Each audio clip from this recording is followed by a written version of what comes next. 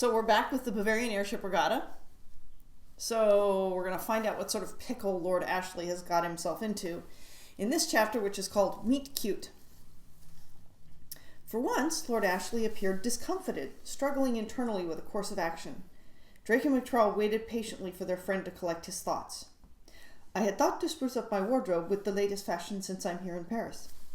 Sparky tried not to smile at the idea of what Lord Ashley's spruced up wardrobe might look like given his proclivity for bright colors and patterns.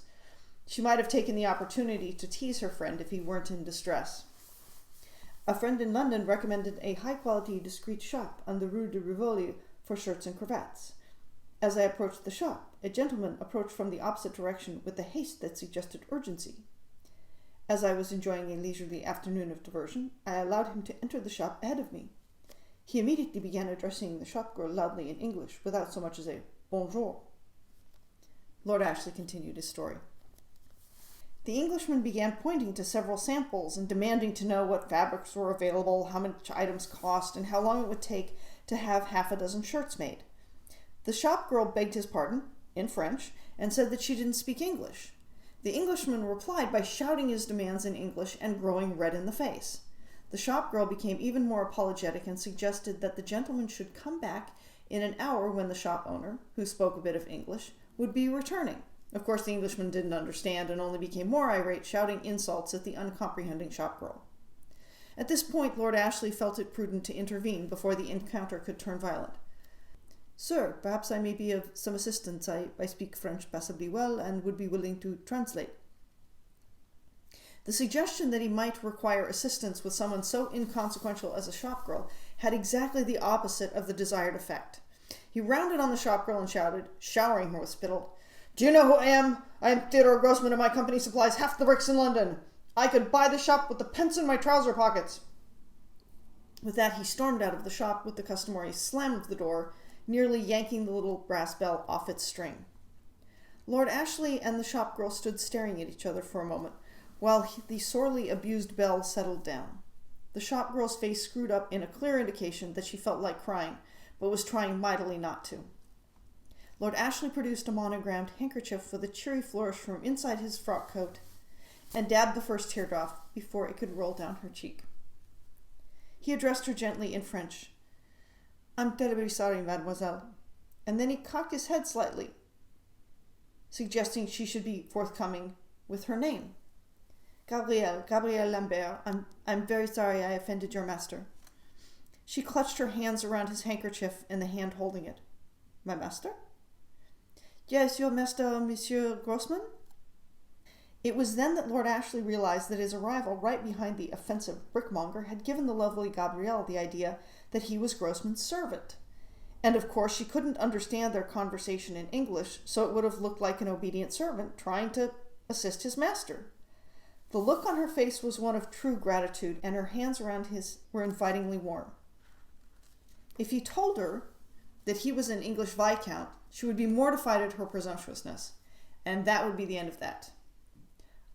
"Oh yes, my master. Perhaps my French is not as good as I thought. I misunderstood you. He does have quite a temper." Lord Ashley paused in his retelling of the story and looked imploringly at his two friends who sat motionless in their chairs. Although Sparky was gaping slightly, she was thinking that, for all his worldliness, her friend was still a young man who didn't realize the implications of starting a love affair on a lie. Drake cleared his throat. "As I feared. You seem to have dug yourself a very deep hole, Lord Ashley."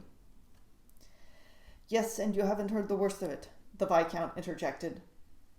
Sparky slumped into her chair with a sense of impending doom. Lord Ashley continued. "My master wishes to update his wardrobe with some continental color. I was planning to help him with his selections, but I see I will need to carry out this charge myself." And with that, Lord Ashley began buying up 24 of the shirt's most expensive, brightly colored accessories in the finest fabrics, completely without regard for the price. When Gabrielle held up the items in front of Lord Ashley, as if he were going to wear them himself, and not knowing that he would, she commented how magnificent they would look on him. He mumbled something about this or that being just the thing for Monsieur Grossman, while marveling at the sensation of her fingers brushing against his neck as she held up a golden brown cravat. The total came to quite a handsome sum, but paying it wasn't so bad when he touched her gently as she took the money from his hand. She wrapped his purchases slowly, realizing that their encounter was coming to an end. Lord Ashley realized it as well. "I should very much like to see you again. Will you be working again tomorrow?" "No, tomorrow is my day off.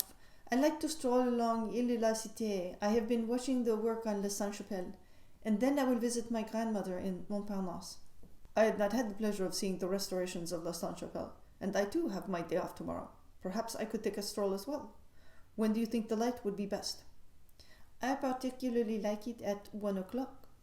She smiled, blushed, and continued wrapping. As she was tying up the last bundle, the shopkeeper returned. Gabrielle's attention turned to him. "Monsieur Girard, this gentleman has just purchased all of this for his master." She smiled and waved her hand over the pile of packages. Although Monsieur Girard smiled at the large purchase, he paused when Gabrielle used the word master. Monsieur Girard had been in the clothing business his entire life. Gabrielle was mistaken about this man having a master. The young man's ensemble with such perfect tailoring made of exquisitely rich fabrics would have cost as much as a servant earned in a year. Gabrielle had obviously been focusing on the young man's chocolate brown eyes because she had completely overlooked the jeweled dagger and sheath barely hidden by his frock coat. When Lord Ashley finally took his eyes off the fetching Mademoiselle Lambert and looked at Monsieur Girard, he realized he was being assessed by a practice eye and he was in immediate danger of being revealed. He tipped his indigo velvet top hat at Gabrielle and popped it back on his head. "Bonjour, Monsieur Girard. Au revoir, Mademoiselle Lambert." He couldn't help winking slightly at Gabrielle, hoping she understood that he really did mean that he would see her again. He barely noticed the shops as he headed back down Rue de Rivoli, thinking about the next day. Certainly he would have to tell her the truth tomorrow. He must think of just the right thing to say. He ceased his perambulations to consider his approach and gazed distractedly into the window of the shop where he had stopped. Nothing was coming to him. And then he actually noticed the contents of the window. Without giving it another moment's thought, he dashed into the shop, setting the sign hanging over the door to waving to passers-by, bijouterie, which, kids, means a jewelry shop. Okay. Well, so there it is. Another reading from the Bavarian Airship Regatta. Thank you so much for listening. Until next time.